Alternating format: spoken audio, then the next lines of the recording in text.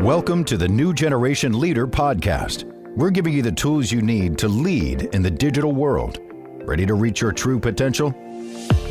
This is the New Generation Leader Podcast.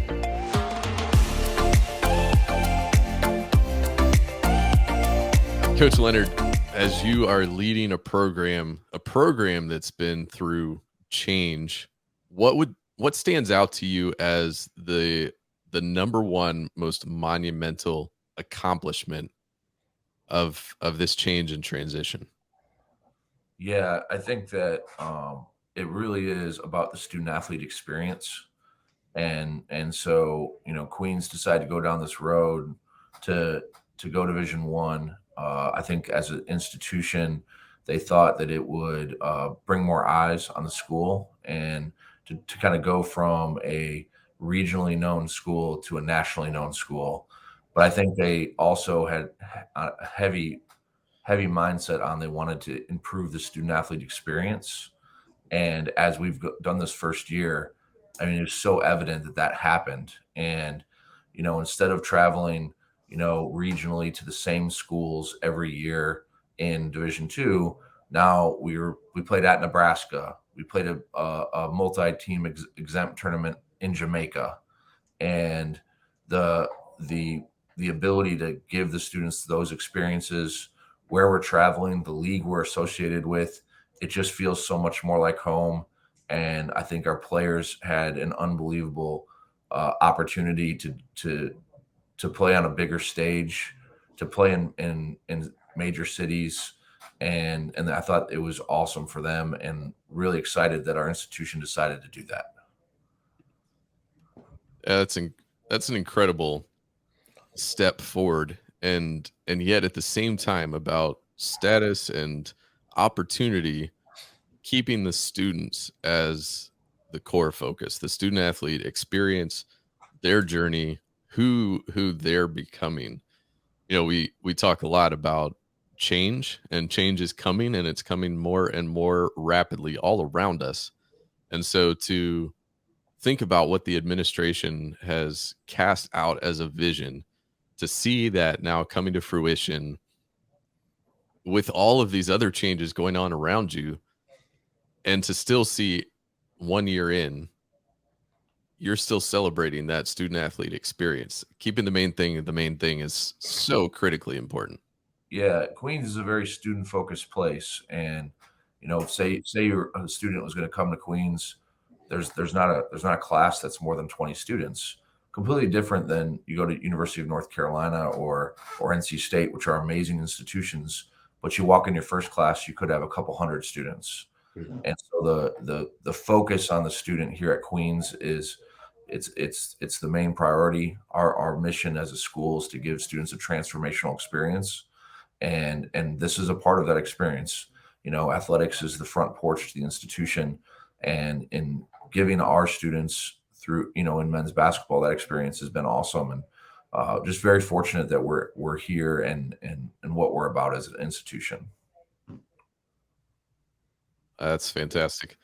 So as you look at the students you're recruiting, the staff you're recruiting, what is it that really sells your incoming recruits on Queens as the destination? Yeah, I mean, I think we're going to stay in the same construct. Is the staff we hire is a huge part of that recruitment, and it's a we thing. It's not an I thing. Our entire staff's focus is to serve the students, and that's different than maybe some other places I've been. It's their program, and as we build it together and we build their experience out, we talk to them. Our job is to provide them the safety and security and the resources they need to get 1% better daily. And their job is to execute that. And when they don't, then they're going to come talk to me, and we're going to figure out what's missing, what's wrong, why are you not getting better daily? But we're going to be focused on their improvement, their daily improvement. And if we do that and everyone's getting better daily and we're getting better daily as a group, then we're going to be just fine moving forward.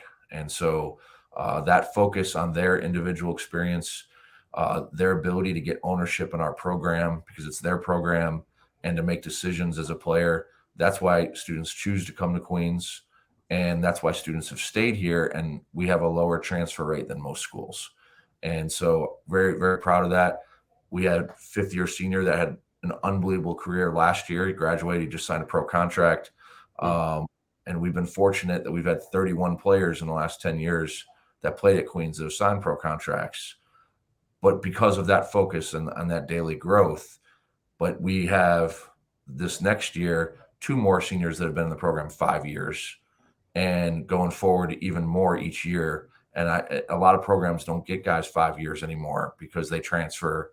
And so we're very fortunate that Queens provides a great experience for those students, and our mission as a team is aligned with the university's mission as a whole.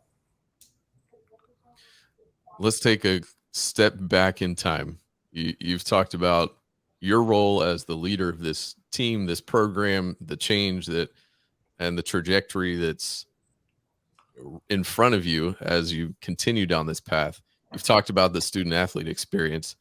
Let's go back to your experience. What is it about your journey that you feel like has set the stage for you to be the right person at the right time for Queens in this season? So first, I've had multiple stops everywhere. I've been a Division III assistant. I played both junior college and NAIA basketball. I was a Division I ops guy and assistant. I was a Division II assistant at two institutions before here.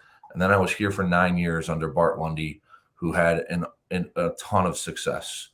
And to see how Bart did it, Bart was a servant leader.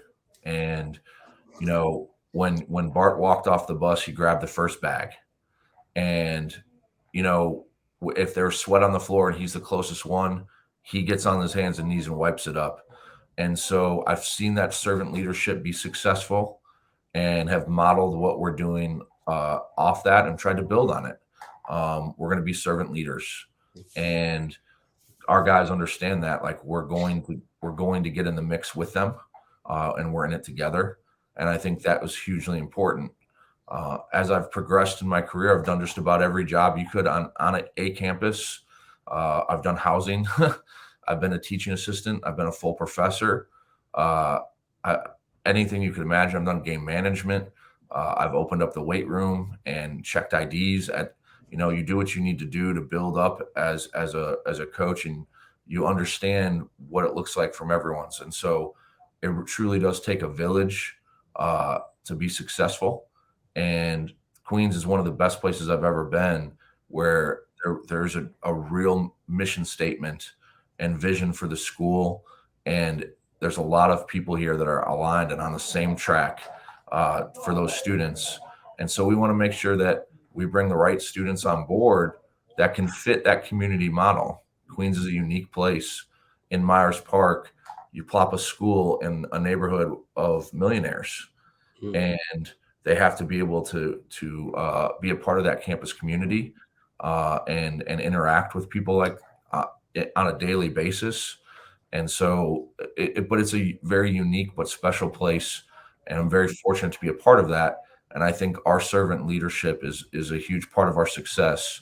Our players see it, and they know if you're going to ask your best player to take a charge, you got to be willing to grab the first bag too.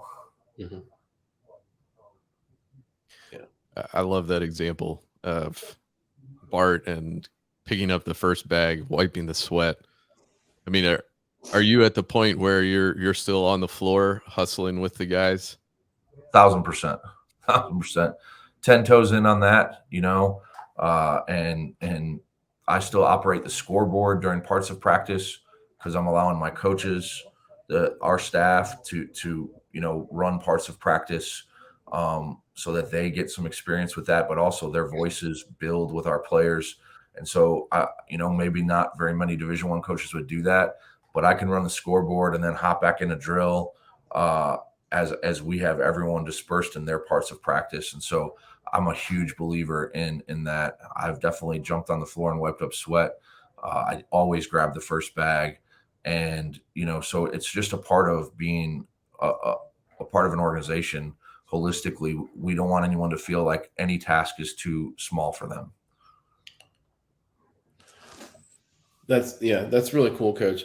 I wonder, just to jump around a little bit. So as you've transitioned from Division II to Division I, you've had a year of that, basically. There's so many things that I'm sure have changed a little bit. One of them, just talking about that ability to grab the first bag, wipe up sweat, run the scoreboard, all of that. Have you noticed changes in demands for your time yet with that move? Yeah, I mean, there definitely is more, and that's okay. And my transition's probably more unique than anyone in college basketball's history. I'm probably, and this is so fortunate this happened, but the only coach that went from Division II assistant to Division I head coach in a hiring cycle. Mm-hmm. And then we also, I had to transition from assistant coach to head coach, and we went from Division II to Division I, and our institution decided to rip the Band-Aid off and not wait a year and kind of prepare, but just like, let's do it, because we wanted to get our students through the transition period faster. Yeah. Which I think was awesome for the students that we had in the program and also were recruiting. But the demands first with you guys, like media and people that want to talk to you, that's probably the biggest change. And then the amount of time you're traveling is a lot different than Division II. Division II is very regionally based. Yeah. Your travel as a team, your travel in recruiting. Division I is definitely different. The demands on both the media and the travel are probably the biggest increases that we had. Yeah. I was just looking at. It doesn't look like on your website your schedule for this upcoming season is complete yet. Is that a fair statement? It's complete. They're announcing it this week. Okay. Last week. So I did see one big name on there at the top of it. So yeah. I'm sure the kids have to be excited about an opportunity to go play Duke. Yeah. So you mentioned the opportunities for these kids now to go see different places. What's the challenge like, or is there a challenge to work with them to go, okay, guys, it's the court. It's like the old, what's the old movie about Indiana basketball? The basket's still 10 feet tall. The court's still so long. What are those conversations like? Or in last year you played some bigger teams, but what's the preparation for getting the kids and keeping them focused on, hey, you still shoot the same, you still dribble the same, the ball's still round, all, those conversations. What's that like leading that sort of discussion? So this is an awesome question. I'm glad you asked it. Last year we had a team motto, and we always have a different theme each year. Theme that I think that, we prepare our team to try and get through stuff. And last year was embrace adversity. And we had a logo, it was EA. And I knew that, we had 4 30-win seasons in 6 years. Okay. And so we didn't have a player in our program that had lost more than 6 or 7 games in their entire career. And so I knew that we were going to hit some road bumps in, first year in Division I. And so that was the huge focus, is like, guys, we're going to face more adversity than we've faced in a long time. Okay. In game to game, and how we handle, we haven't had a losing streak in 7 years.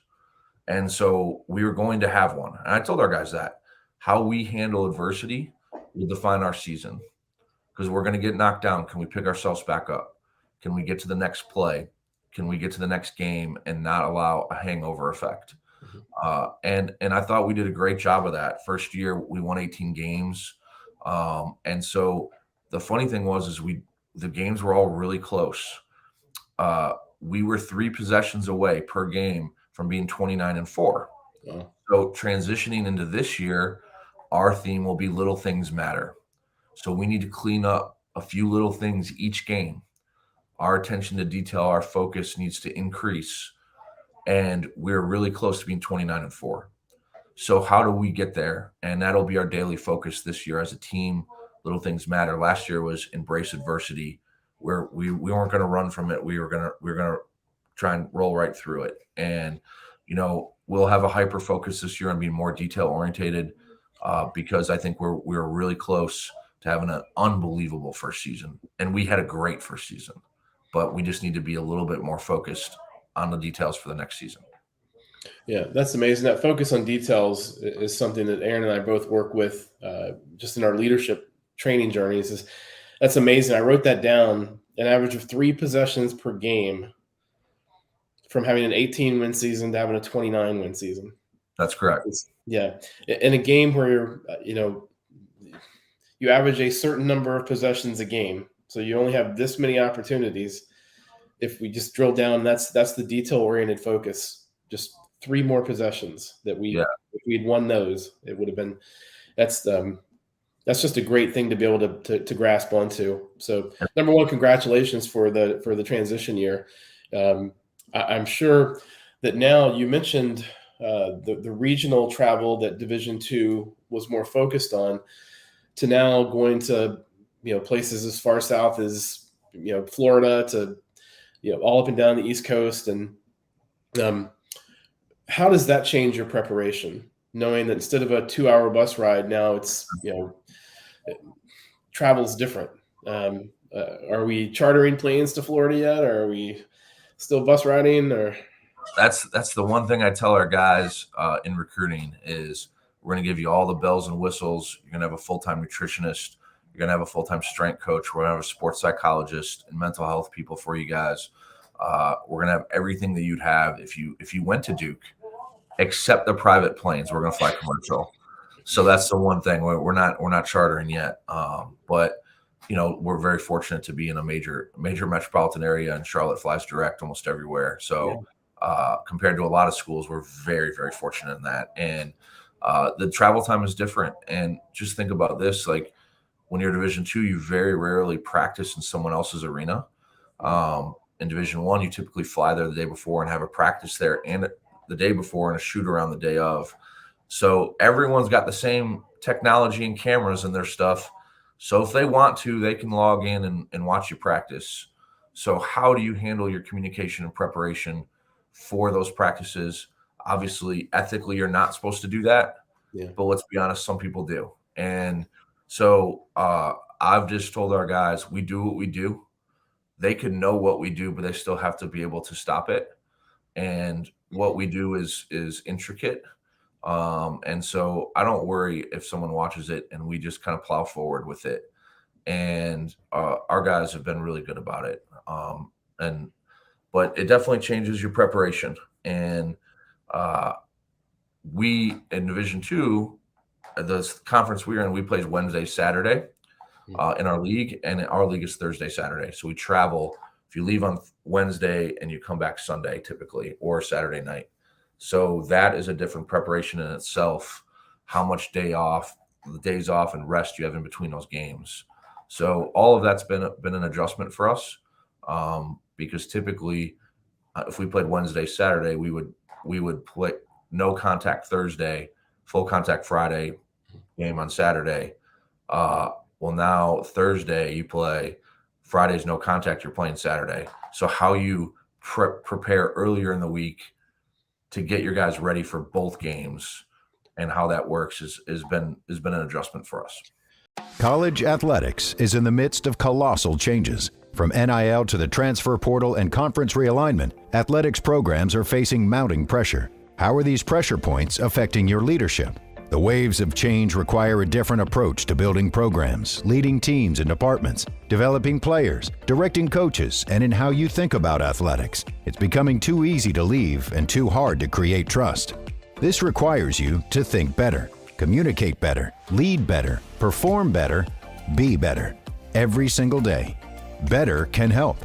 Better has built the very best of 21st century leadership thinking and tied world-class content to simple technology to help ADs, administrators, coaches, and athletes thrive in the midst of the chaos the athletic world is facing. As a listener of the show, Better is offering a unique opportunity for your college program or high school team. Better starts with you. Learn more at newgenerationleader.fm/better. So along with that, another tool that we use is something called a support challenge matrix. So you've been challenged now with this step up to Division One and the challenges of different schedules and travel differences. There's going to be probably a different way academics have to be addressed on these longer travel trips. So that's your challenge. How has Queen's University stepped up their support for that? Yeah. No, it's a great question. Academically is the first part. Before, again, being a smaller institution, and I think we're the third smallest enrollment of all Division I colleges for traditional undergrads. So only two are smaller than us. And so we didn't have academic advisors for just athletics when we were Division II. So the first thing they did when we decided to go to Division I is they hired support staff academically just for athletics, which has been a huge tool for us. And they're going to continue to grow that department as we transition. The other thing they did is they really ramped up the communication between our department and the academic provosts and deans with missed class time. And they purchased this technology called OWL technology. And so the OWL technology sits in the room, and if our guys if we're in Philadelphia, they can log in and watch class, and the teacher will get a notification that they did. So a bunch of different ways they've attacked this through communication, hiring additional support staff, and getting more technology in so that our guys get more information when we're traveling so much. Awesome. One last question before I switch back to Aaron. In that mode of getting 1% better every day, or whatever measurable period that is, what tools do you use to help that process? Yeah, I mean, I think it's a multi-layered approach. First is our office, and we try and meet with our players individually about their progress monthly, at least.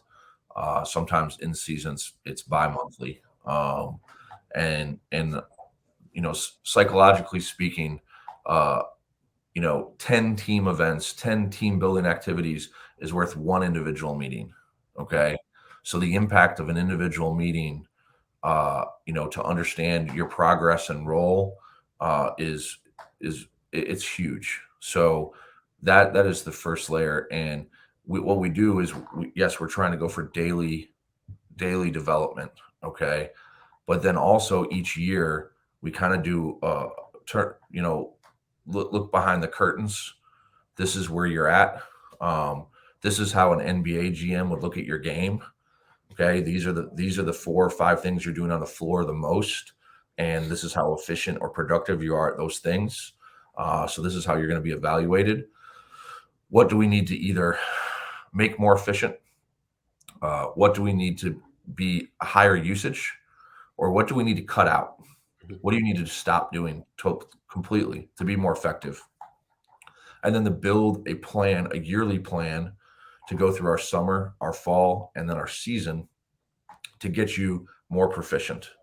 So we not only want to stack good days, but we want to stack good years where that improvement is constantly, at your mindset. And that is the sole focus. And then again, we have other touch points. Our full-time strength coach, who does an unbelievable job, our nutritionist, they meet with them and they update me on their progress. And then it's, do I meet with him about this, or do they meet with him about this? You haven't seen the percentage strength gains this month that you should have seen. What's going on there? Hey, you only put on 1 pound this month and you should have been at 3 or 4. What's going on there? So it takes an entire group and an organization of all of us together to get them where they need to go. But then our players also have to execute it, because sometimes, again, they're college students, so they're learning and they're developing. So they don't always make the perfect decision. Did they go out a little too much this weekend and it was detrimental to their growth? Did they have a bad breakup with their girlfriend or significant other, and did that affect their mental health? Are they struggling in a class, which is really weighing them down? So there's so many different things that can happen that can kind of stunt some growth. But that's where we really stay focused with them.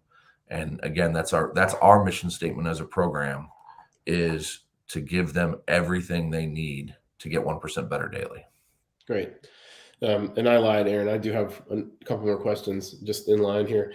Um, First off, let's talk about now that you've mentioned transfers and your success rate and not having a lot of folks transfer out.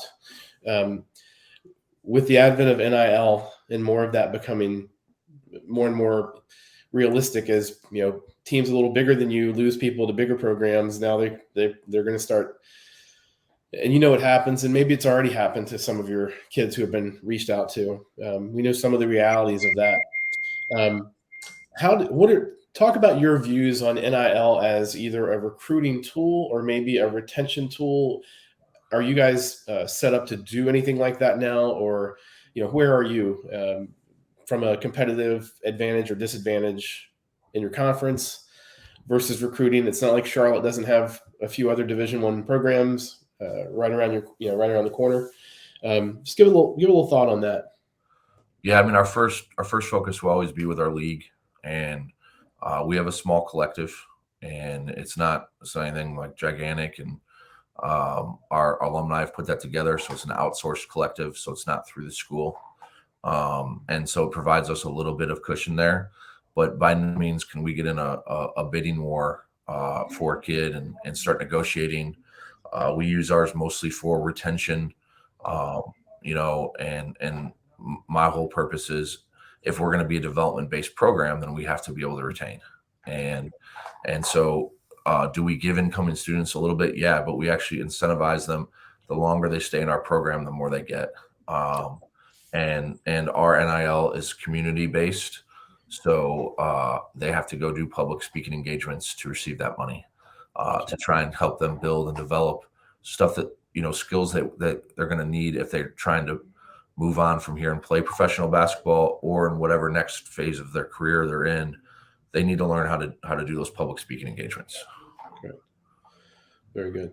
And then absolutely last question for me this time. All of this that's come on and demands for your time, everything else. How does Coach Grant Leonard refill his own cup? Because you're pouring from your cup constantly to all these other areas and player development and staff development and care. How do you refill your own? Yeah, so I have an unbelievable home in Belmont, and my wife she's a middle school math teacher. She does an unbelievable job, and we try and get a few getaways throughout the year to where we can spend time together and kind of recharge. But I'm a person who's very people focused and centric. So getting out and meeting people, like we met through Norm.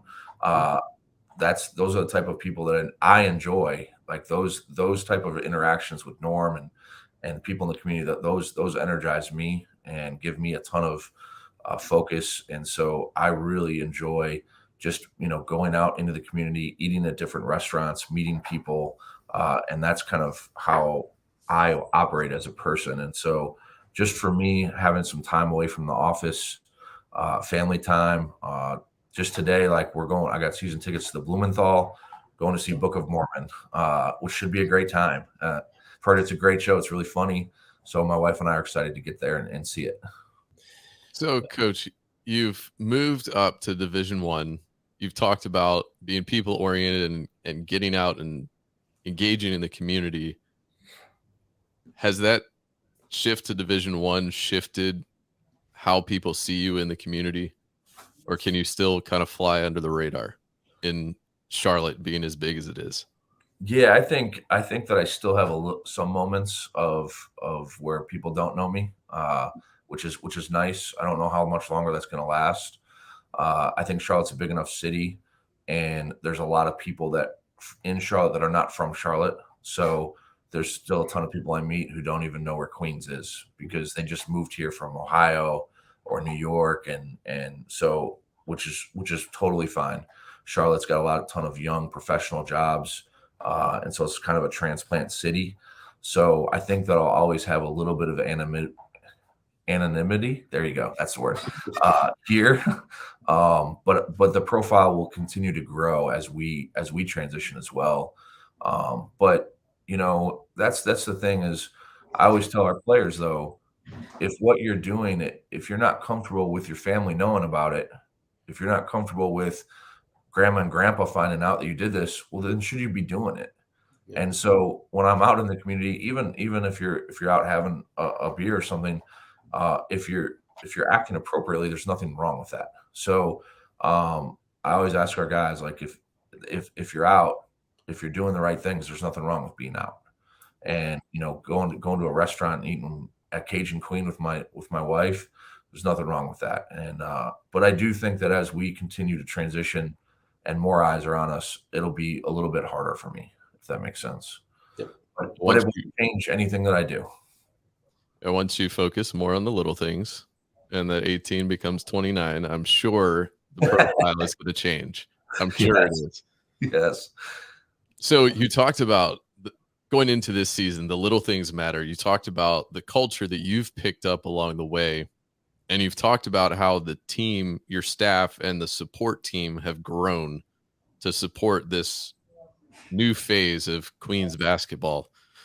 How do you go about, from a hiring perspective, finding the people who are going to match that? Yeah, that's I'm very upfront from the very beginning. Two things that I would like in our office: people who are student focused and people who have experienced winning before. And those matter to me. Coming from a championship level program, so that you understand what it looks like. For me, I would rather hire someone from a lower level that has won than someone from a higher level that hasn't. Because I think that you don't want those average habits to build in your program. You want exceptional habits to build. And so that's what I'm always looking for. And then again, the focus on the students, understanding that we are here for them. And as a group, everyone will get everything they want if we pour into our student athletes. So people that understand that. And different than some leaders, I love to promote from within. So as guys develop and move on, I support them and try and give them, I understand that this isn't probably a lifetime job for them, unless things break and you're very fortunate like it did for me. But my job is to help develop them and prepare them for their next spot. And that's it's the same thing that I ask of our players. Can we get better daily as a staff?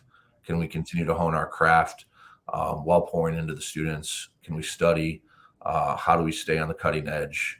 And then as guys do their job really well in one role, I have no problem elevating them to the next role, because that's what we're about. And that's what we've been about in our program as players. And we've done that as well as staff.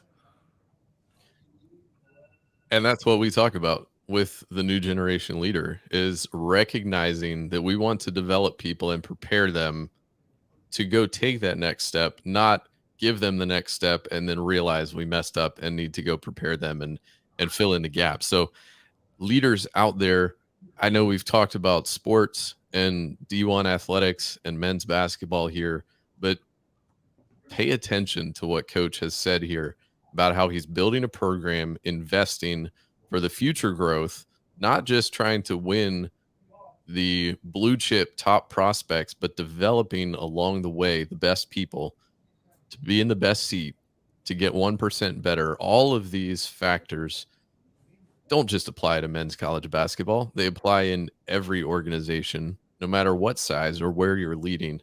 And so I really appreciate that. And also the added dynamic that you've just journeyed through change in college athletics just these past few days. It's continuing to change, headline making changes. But the reality is that doesn't just stop in college athletics. The world's changing all around us every day. So leadership has to change and leadership has to be ready. And it sounds like, Coach Leonard, you are ready and you're leading this program to a bright new future.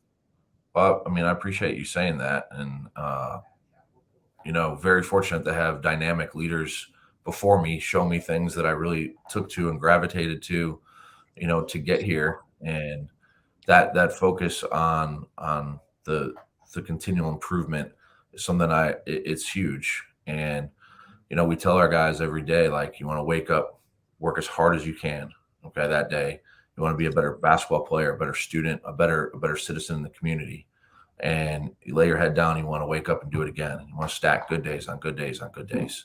And it's hard to do that though. It takes discipline and focus but if you do that, it'll translate to the next phase in life. It's not just basketball. Mhm. If you attack that in your next job, and whether it's finance or accounting, we've got a young man right now who's in cybersecurity master's program.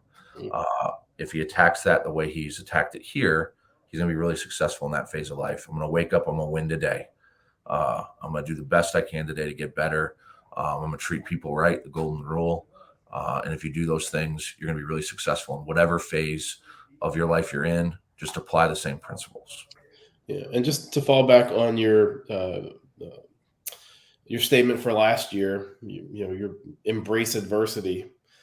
When you can teach them to deal with adversity and understand, look, you're going to face it in everything you do. How you react to it is what's important. So, and it sounds coy, and it sounds, just like you pulled it off the back of a cereal box or something, but it's so important. That's really cool. I've really enjoyed our conversation with you, and I really appreciate you taking time out of your day to come aboard with us.